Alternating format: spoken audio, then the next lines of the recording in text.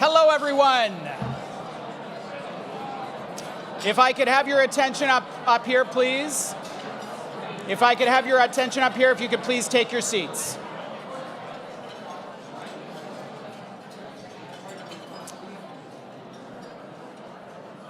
Good afternoon, everyone. Hello there. My name is Bruce Sellery, and I'm the president of the Canadian Club of Toronto. Thank you very much for joining us today.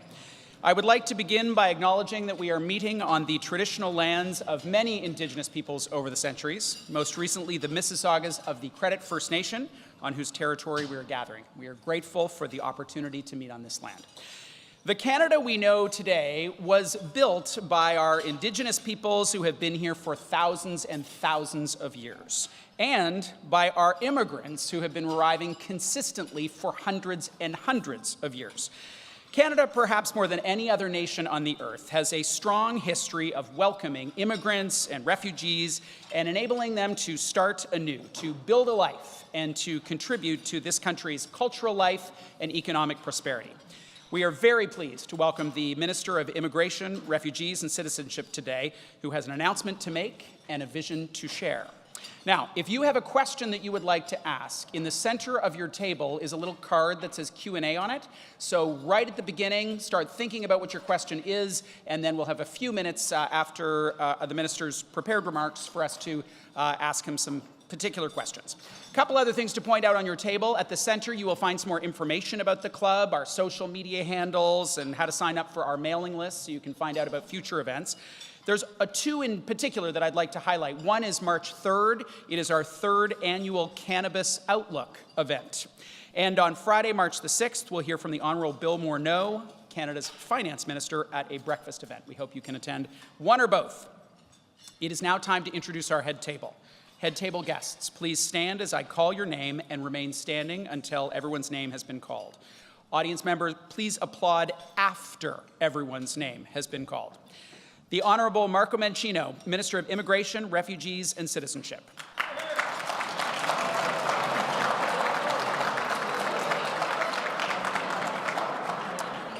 Marco, they're like 8-year-olds. I just told them. No, you stand, and no one is supposed to applaud until the end. Oh, jeez. We'll take it. George Reese, Managing Partner, Immigration, EY Law. Lisa Lalonde, Chief Executive Officer, Century Initiative. Naseem Mithawani, Partner, Waldman Associates, Civic Action Diversity Fellow, 2018. Kate Bate, Co-Founder and Chair of Steering Committee, Together Project. Colleen Kennedy, Executive Director, Canadian Club Toronto. And Mike York, President, Carpenters District Council of Ontario. Now you can applaud. This is your head table.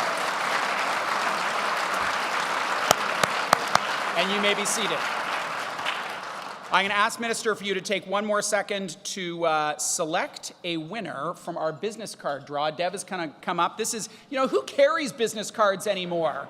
Well, today you're glad you did, and you're glad you put it in that bowl, because the winner will receive a gift certificate courtesy of Air Canada, our official airline partner, and the winner is Bashir Bakshi.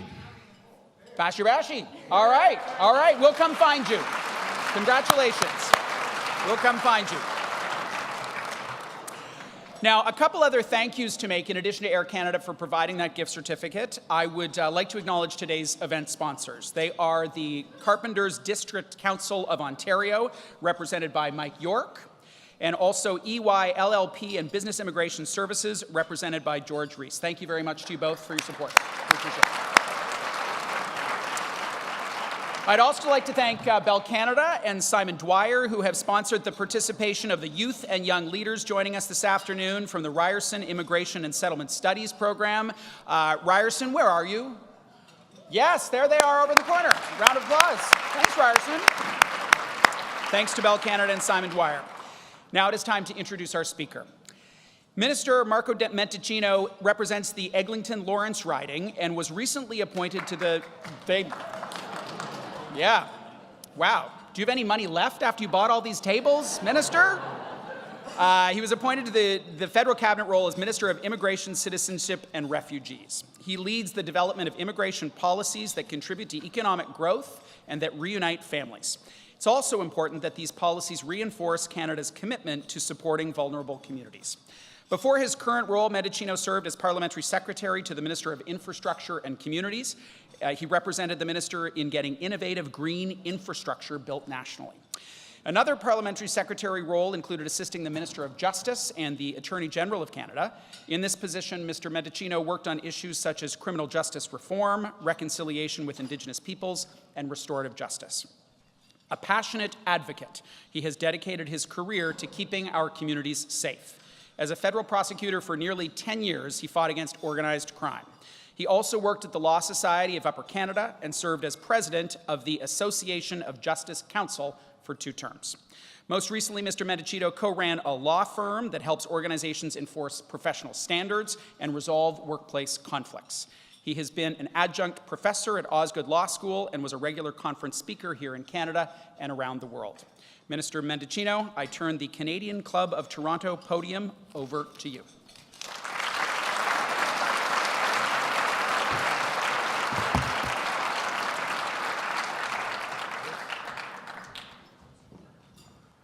Bonjour tout le monde.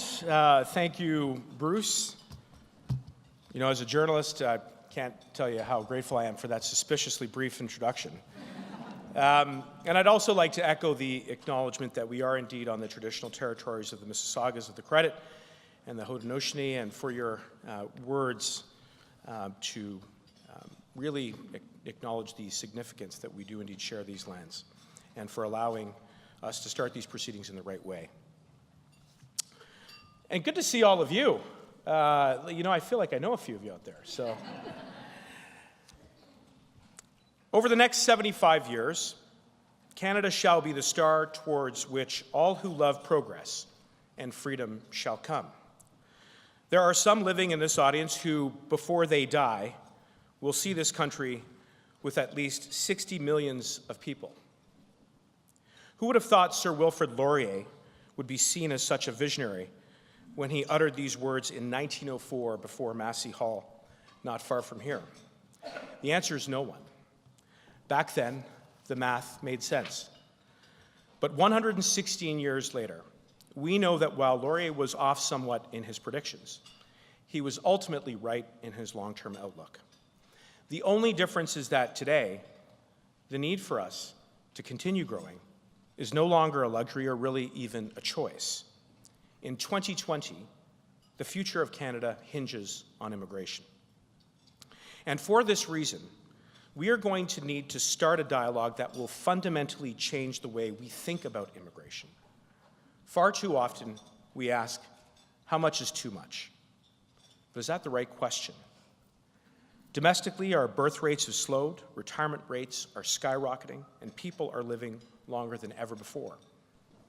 But even with the progressive policies such as the Canada Child Benefit Plan, which is helping to grow hundreds of thousands of families, we still will not move the dial significantly enough to lower the age or replenish our population for the foreseeable future. So, the real question shouldn't be how much is too much. Rather, how many people do we need to guarantee a prosperous future for Canada? One in which we can renew our workforce, attract global talent, secure our health care and retirement covenants, and fill this vast, beautiful, and diverse country. In order to create this shift, we in government can't do it alone. We need you, as well as your ideas. Vous, les chefs d'entreprise, les chefs de syndicats, les professionnels, les partenaires dans cette salle, avez un rôle incroyablement important à jouer dans cette conversation. And that's why I'm excited to be here. Not just to give this scene-setting speech, and trust me, my wife Diana is here to keep me on the clock, thank you for that, but to engage and to learn from you. Because when we welcome, we grow. We face some challenges on the horizon as a population, but we can navigate them with effective immigration policies so long as we understand an important few demographic trends. We hit a big milestone in 2016. It was the first time in our history that there were more Canadians over the age of 65 than under 15. Today, there are 6.5 million people over 65. That's roughly 17% of our population. The percentage of those over the age of 75 will more than double between 2011 and 2046, increasing from roughly 7% to 14.5% in that time frame. And the average life expectancy for Canada is now 82.5 years old. In 1960, it was just 71. By 2036, the number of seniors could reach between 9.9 and 10.9 million people. And when you combine these figures with the fact that our fertility rate is 1.54, you arrive at two simple and inevitable conclusions. We're living longer, and we're not replacing ourselves. In addition, Canadians are also retiring faster. According to StatsCan, the average age of retirement was 64 years in 2019. Let's take a few snapshots that illustrate the worker-to-retiree trend. In 1971, for every working age people of 100, there were 15 seniors. Today, there are 25 seniors per 100 working age people, so roughly 4 workers for every 1 retiree. And in 2036, there are projected to be 39.5 seniors per 100 workers. And when you go on to 2056, the stats predict that we will have just 2 working members for every retiree. So why the rapid decline? In short, baby boomers. The 9.6 million Canadians born between 1946 and 1965 are leaving the workforce and will continue to in waves. And to our parents, and my dad is here as well. Hi, Dad. How are you? Yes.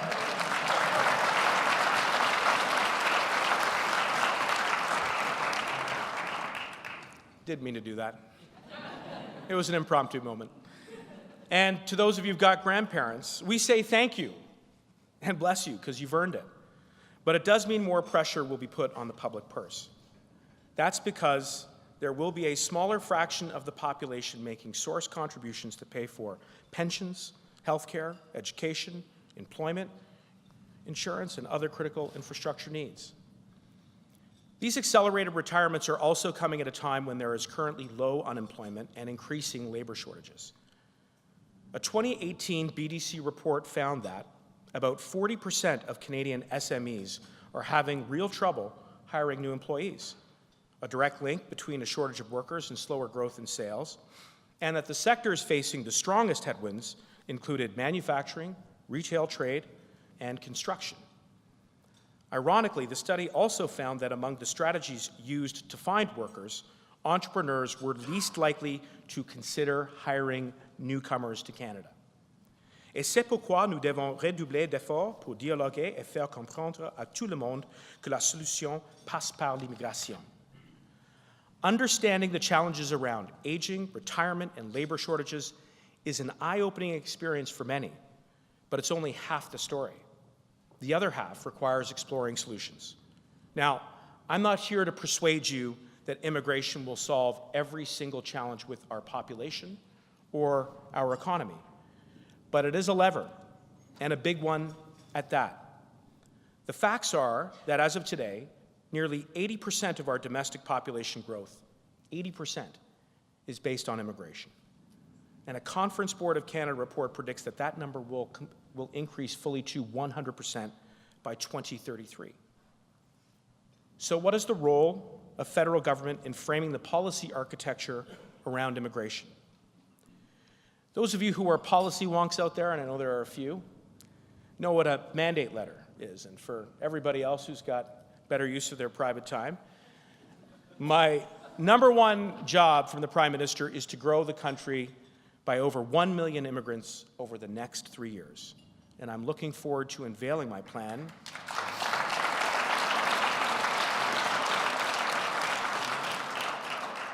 It's right there in the letter.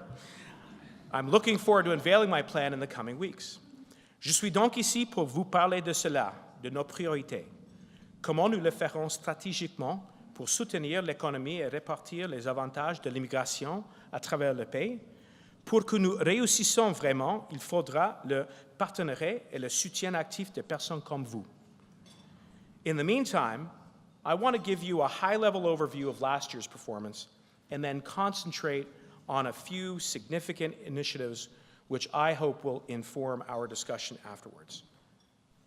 2019 was a banner year for immigration in Canada. We welcomed approximately 341,000 new immigrants, exceeding our targeted goal of 330,800 people.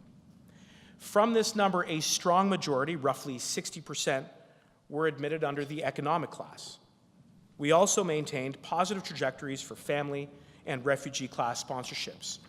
And I want to underline that our government will always be a leader when it comes to reuniting families and resettling refugees. And to those of you who work in that space, I say thank you on behalf of our government.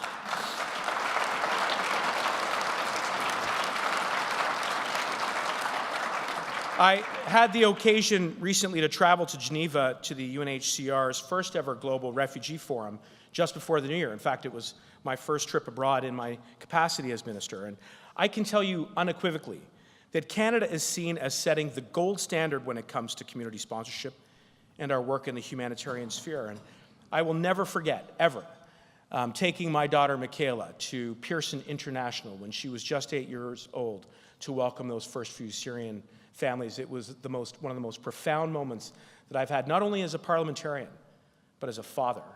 And to be able to pass that on to our daughter and to see her still remember it and recall it today is a source of immense pride.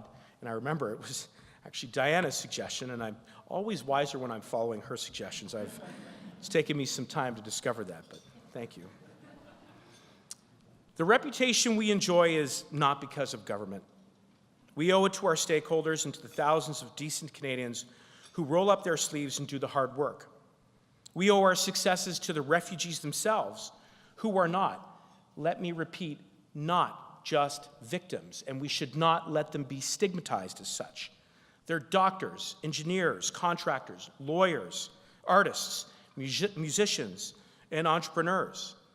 And when I welcomed Mustafa Ayalo as a member of our delegation, it was the first time a refugee had ever been invited to the floor of the UN in that official capacity. We extended this invitation not merely as a gesture, but literally to show the world that refugees need a seat at the table if we are to develop effective new partnerships for their integration into our communities and, yes, into our labor force. And on that note, let me shine a light on a few big success stories when it comes to our economic pathways. First, the Express Entry Program. This is the fast lane for immigrants who possess the skills and experience necessary to hit the ground running. The numbers say it all. 95% of the participants have jobs, 83% in their primary occupation, and 20% earn more than non-Express Entry principal applicants. Express Entry is the flagship of our economic admissions, but it's not the only area where we're excelling in economic immigration. There's also the Global Skills Strategy. Launched in 2017, this initiative makes it easier for Canadian businesses to attract the talent they need to succeed in the global marketplace. Companies using the global talent stream have committed to create over 48,000 jobs for Canadians and permanent residents, and over 12,500 paid co-op positions, and investing more than $113 million in skills and training. Over the first 2 years of the Global Skills Strategy, 40,000 participants benefited from a 14-day application processing time. That is incredibly fast.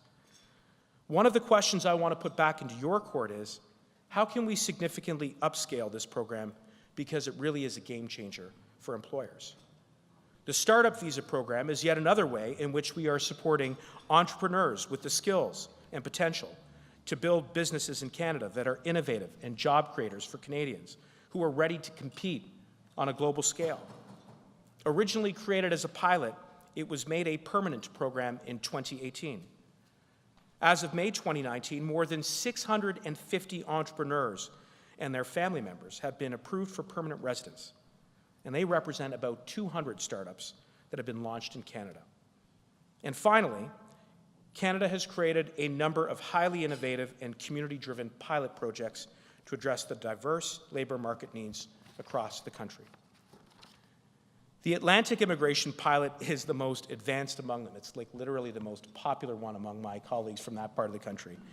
Championed by provincial governments, municipalities, and local business leaders, this 3-year project was launched in 2017 and was aimed at ensuring the long-term retention and integration of newcomers in the Maritimes and Atlantic Canada. Since its inception, nearly 3,000 permanent residents have been admitted to date. The progress has been spectacular, and it's why we're committed to making the AIP permanent. One of the things we know about settlement patterns in Canada is that immigrants gravitate towards urban centers. But there's an incredible opportunity beyond the big city life, notwithstanding my biases, and that's why we introduced the Rural and Northern Immigration Pilot. This 5-year pilot aims to distribute the benefits of economic immigration to smaller communities by testing a new pathway to permanent residence for skilled immigrants.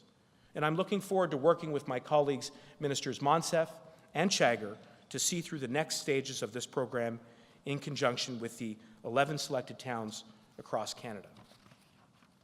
And the last pilot I'll mention is the Municipal Nominee Program. Now, this is a new concept where our plan is to tap into local knowledge and perspectives to further align the skills of aspiring newcomers with the needs of municipalities in an unprecedented and targeted way. We are still in the pre-consultation phase, and of course, I plan to work in close partnership with my provincial counterparts and stakeholders as we prepare to engage prior to the rollout of the MNP. So when you take all these measures and you put them together, it represents a comprehensive immigration plan that is working for Canada. We're placing an appropriate emphasis on economic immigration while remaining faithful to brand Canada pathways that seek to reunite families and protect vulnerable persons. Now, I believe we're on the right track, but we can't afford to be complacent. The world is an increasingly complex and competitive place. We have an opportunity to capitalize and ensure that Canada remains a beacon to attract the best and the brightest from around the world. Governments, businesses, labor, and stakeholders have to work together to meet the challenges ahead. There are many areas for us to collaborate in particular in temporary foreign work, international students, mobility, and foreign accreditation. And I'm looking forward to having that dialogue with you. But as we do, let's agree in this room to remain strongly united in the idea that immigration is a net positive for Canada. We say it all the time because Canada is ranked #1, and I love reposting those on my Facebook and on my Twitter. And our immigration system has been lauded by the OECD as, quote, the benchmark for other countries when it comes to integration. And I will be traveling to Germany tomorrow to talk about Canada's success in integration and sharing it with a like-minded and close friend country. L'immigration est supportée par la population tant qu'elle est considérée comme ordonnée, fondée sur des principes et largement bénéfique pour le pays. At the same time, we must remain vigilant against some of the underlying ugliness. I'm reminded of the story not long ago about Sufi's Syrian restaurant on Queen Street. Last fall, the Al-Sufi family closed shop in the face of racist threats and intimidation. But almost overnight, that hate was completely overwhelmed by a tidal wave of love and support from residents and customers. And they reopened their business, and they're thriving.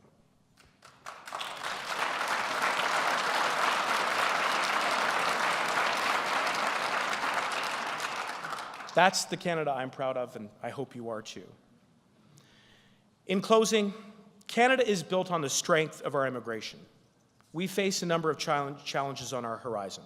However, continued growth in immigration will help to fill our labor shortages, drive growth, create new jobs, contribute to diversity, and secure our future. Governments cannot do this work alone. My commitment is to continue engaging with you to help shape Canada's economic immigration policies for the future.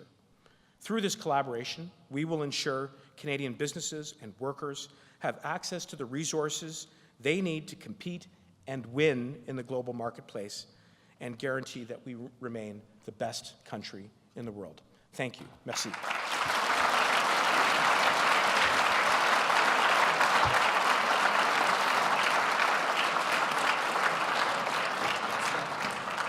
Excellent. We're staying up here. Okay. You're going to need the microphone. Oh, okay. I have one to ask. Is this on? Here we go. All right, so we have some questions. We have additional ones. Ooh, we've got some other question cards happening. Our staff will buzz around and pick those cards up and then bring them up to me. Are you ready? I'm ready. Yeah, the notes are down. The notes are down. gone. The notes are gone. They're gone. This is a very engaged audience. Your wife's here, your dad's here, your grade 4 teacher is here, your barber is here. I think you're somewhere. Is Tony I can't here? see. Where's Tony's Tony? here, yeah. So, and those of us who paid our way, we paid good money for a really lovely lunch. But which are the audiences who aren't here today who need to hear your message? Which audiences? And how do you reach them? Well, I think there's two groups of people that I would like to speak to beyond the folks in this room, and it really is good to be among so many friends. One, to everybody who wants to come to Canada, to everybody who is living abroad, who's been displaced because of a conflict, a war, increasingly climate change, I say Canada is your best bet. It was for my family, it was for everybody in this room, and we need to continue to be that open, inclusive, and confident country. And the second group of people that I'm speaking to is every Canadian. I genuinely believe that the majority, the vast majority of Canadians do support immigration because we relate to it. It's in our blood. It's in the blood, sweat, and tears into building a new life in this country. And it is imperative that we keep the confidence in our immigration system with some of the policies that I've tried to touch on today, so that we can continue not only to welcome people, but to build that future that I described. There was a ton of news around the arrival of the Syrian refugees and the community groups that cropped up across this country to support their arrival. Mm-hmm. We're now through that initial wave, and this question is, how do you think volunteers can best complement the work of government? Well, I think volunteers are absolutely the lifeblood of the work that Canada does in welcoming new immigrants, in particular in resettling refugees. And I saw that in my community, in the faith communities right across this country, in ordinary civil society, people just stepping up. And that you need that enthusiasm, you need that sense of purpose, which is so uniquely Canadian. And what I would like to share with you is that the conversations that I had when I went abroad to Geneva were so reassuring, because people look at Canada as this shining example. They really do. And they are asking us how it is that we're succeeding, and we're sharing those experiences. You know, there's a great prof, Jennifer Bond at the University of Ottawa, who's working as part of this think tank that is sharing the experiences of our community sponsorship program with other countries, you know, in Europe, in Africa. And what is so validating about that is that, I mean, clearly we're helping people who are displaced through no fault of their own to start the next chapter of their life. But what's equally true is that our communities are strengthened by it as well. And, you know, we've seen that occur, for example, with Tariq Hadhad, who some of you will recall is this great guy who started this business in Antigonish, Nova Scotia, of all places, called Peace by Chocolate. I went to his citizenship swearing-in ceremony, and for any of you who are having like a blah day, go to a citizenship ceremony. It is like chicken soup for the soul. I am telling you, it is the best. The looks on the eyes of people, the journey, the culmination of the effort to get to that milestone. And I try to tell them, don't ever let anybody tell you or take away that sense of pride. And we should all share that. And indeed, it goes right to our volunteers as well. So.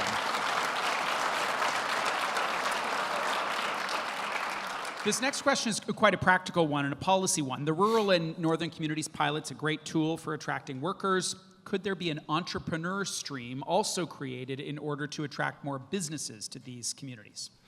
Yeah, I think that that's a really good question. And just to elaborate a little bit on the purpose of these regional pilots, it's to take it to that next more local, regional level as we are trying to understand what are the labor shortages, what are the needs of the particular parts of the country. And the AIP has been very successful because of that, because there's a really good specific understanding, a granular understanding of what local businesses need. There are about 2,400 or so local businesses and various chambers represented by that group who are helping us make the AIP a long-term success. But to the specific question around entrepreneurialism, we have this starter visa program, which I mentioned, and one of the things that I'm looking forward to engaging with business leaders, and particularly those who are entrepreneurs, self-starters, people who want to take that risk. I mean, SMEs are truly the engine of our economy. And some are here. There may be that next big idea abroad. We want them to come to Canada. Canada is a place to do business. It is a fantastic place to do. Absolutely. Canada is a place where we can still get big things done.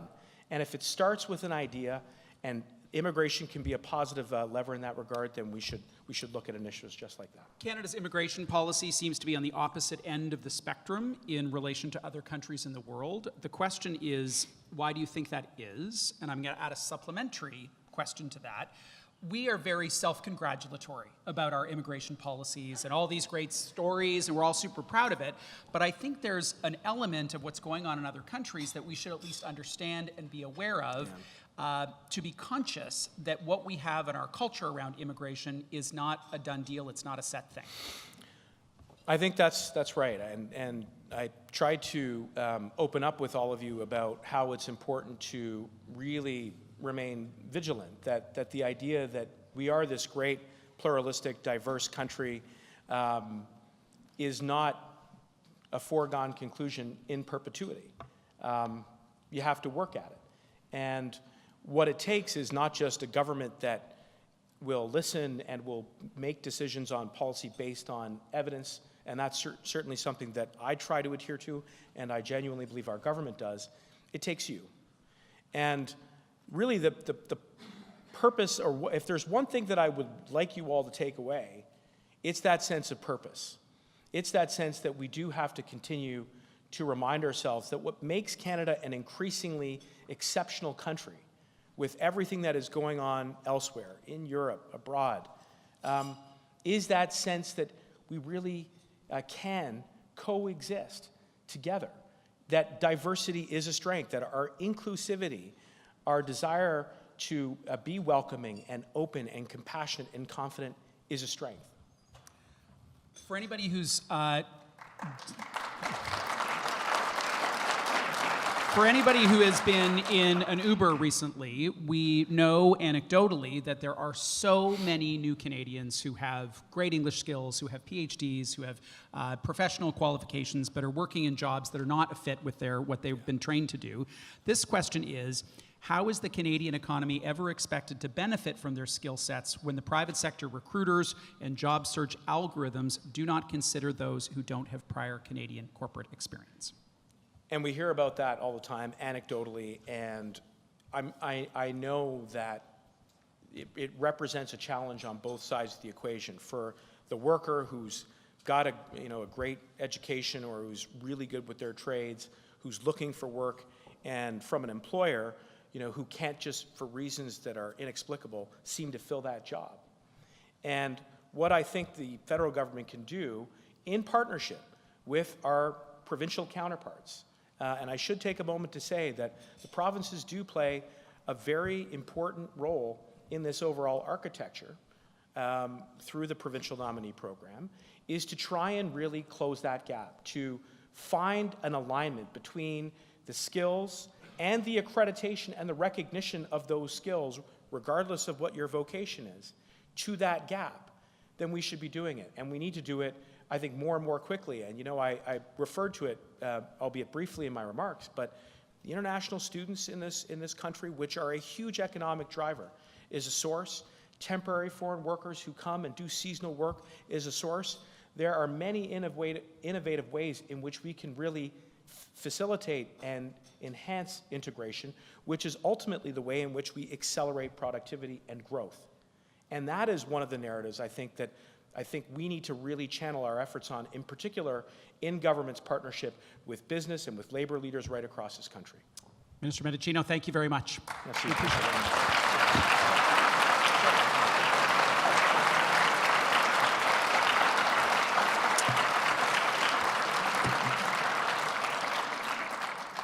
Minister Mendicino, on behalf of the Canadian Club of Toronto, we want to give our heartfelt thanks for you making the time to join us at our podium and for your continued commitment to such an important part of how Canada will grow over the course of generations. Thank you for your work, thank you for your vision, and thank you for your passion for something that so many Canadians feel so strongly about. We really appreciate it.